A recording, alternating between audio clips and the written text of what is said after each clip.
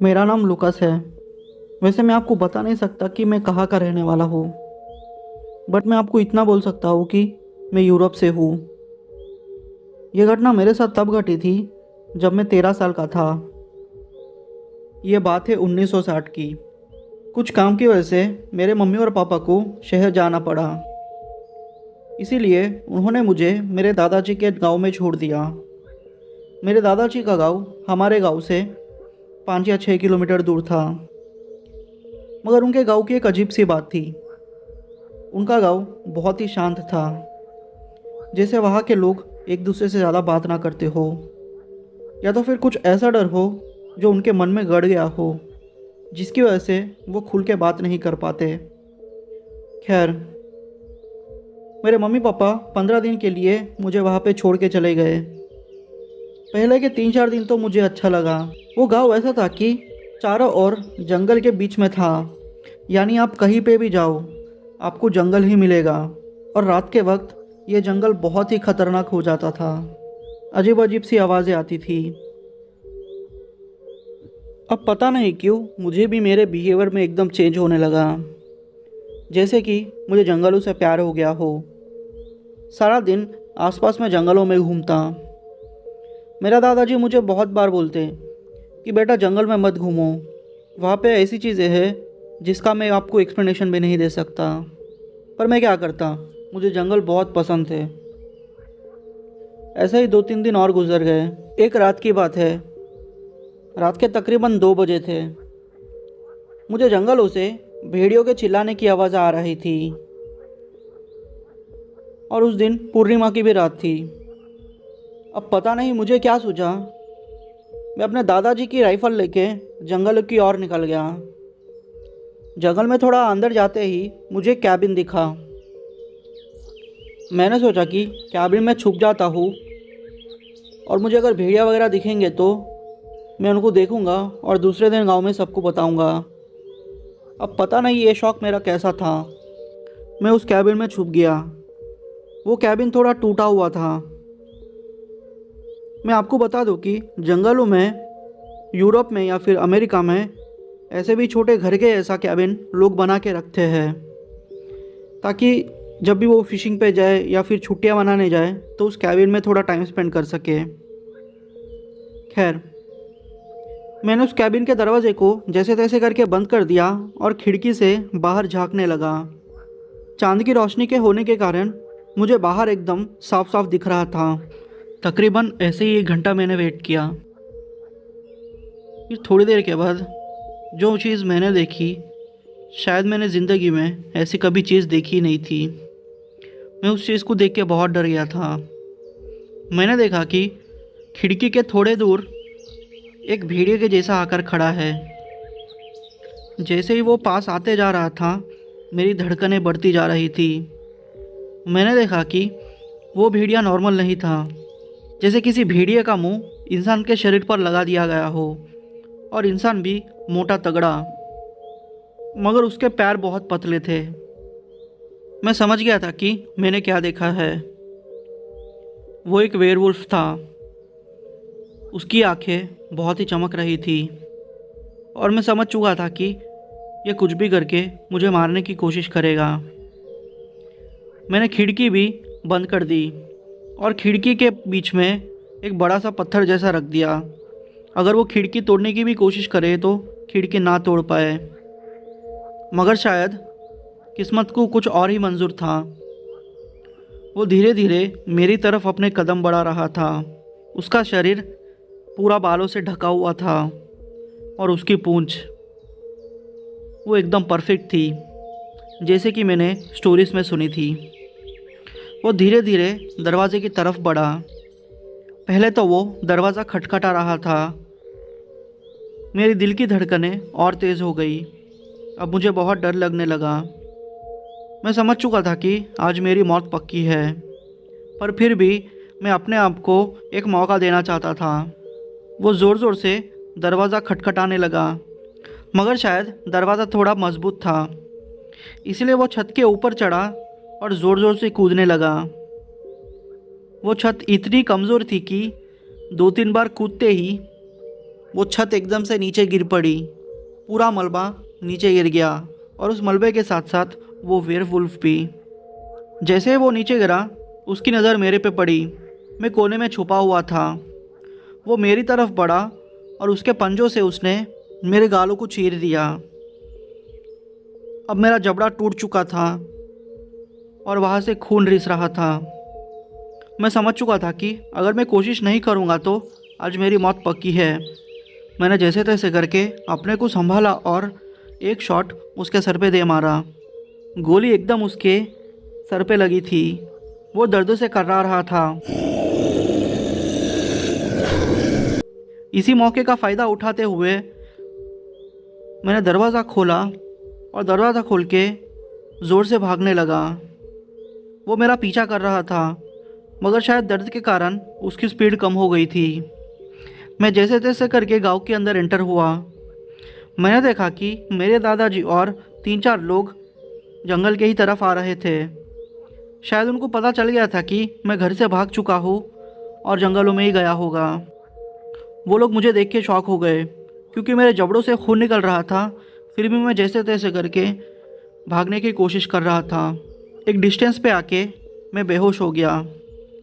जब मेरी आँख खुली तो मैं हॉस्पिटल में था।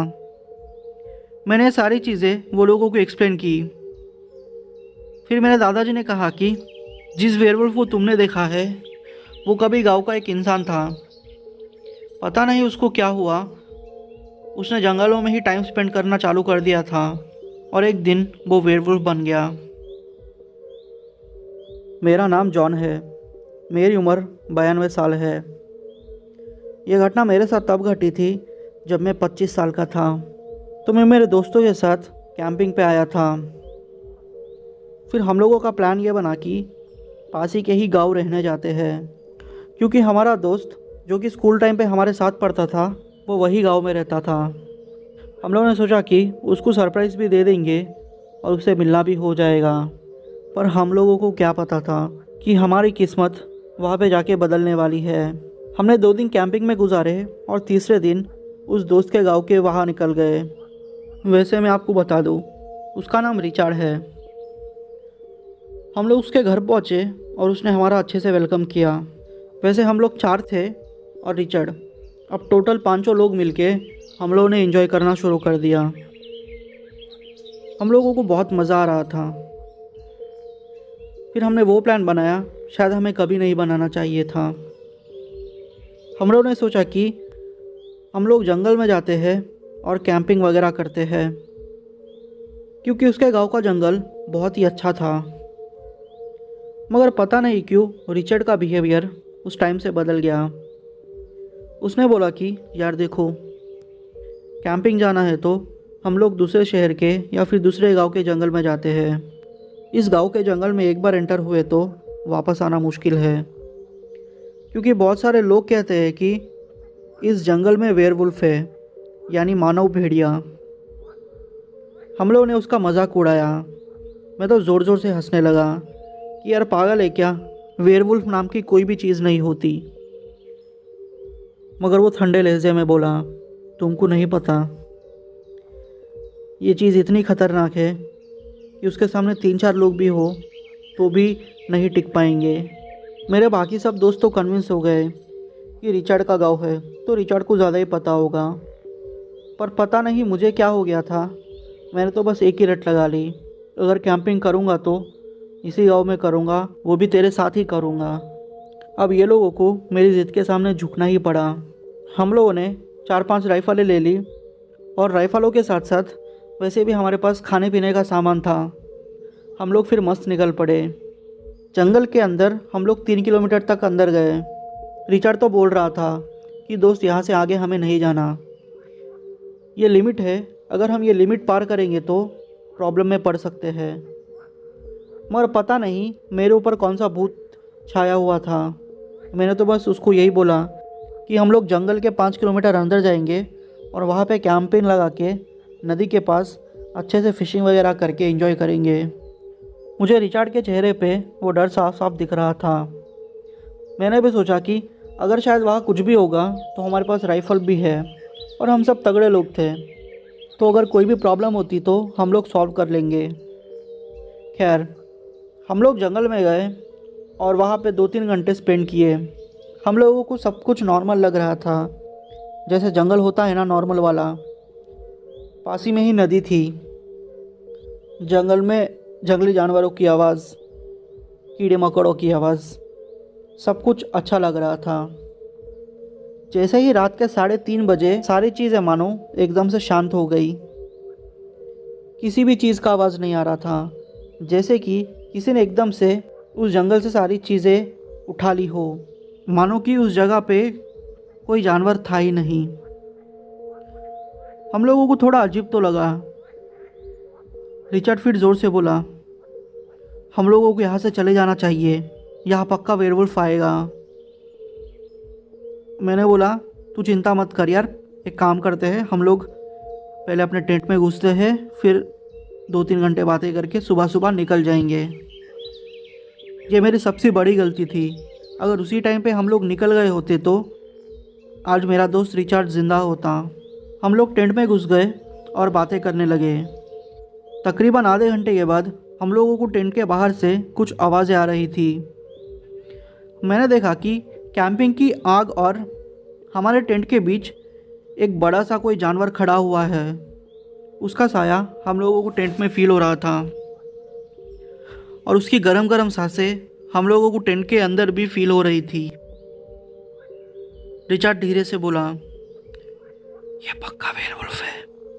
मैंने धीरे धीरे उसे बोला कि भाई चिंता मत कर, वेयरवुल्फ तो नहीं होगा, पर शायद कोई छोटा मोटा जानवर होगा। हम लोगों ने अपनी राइफलें ले ली। हम लोगों ने सोचा कि उस पर अचानक से हमला करेंगे तो वो बौखला जाएगा और फिर हम लोगों को भागने का मौका भी मिल जाएगा, मगर शायद हम लोग पागल थे। हम लोगों ने धीरे धीरे टेंट खोला तो देखा कि वो एक दानव था, यानी वेयरवुल्फ।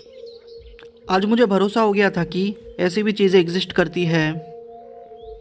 उसका शरीर बहुत ही तगड़ा था, यानी वो एकदम फिट था, एक परफेक्ट वेयरवुल्फ।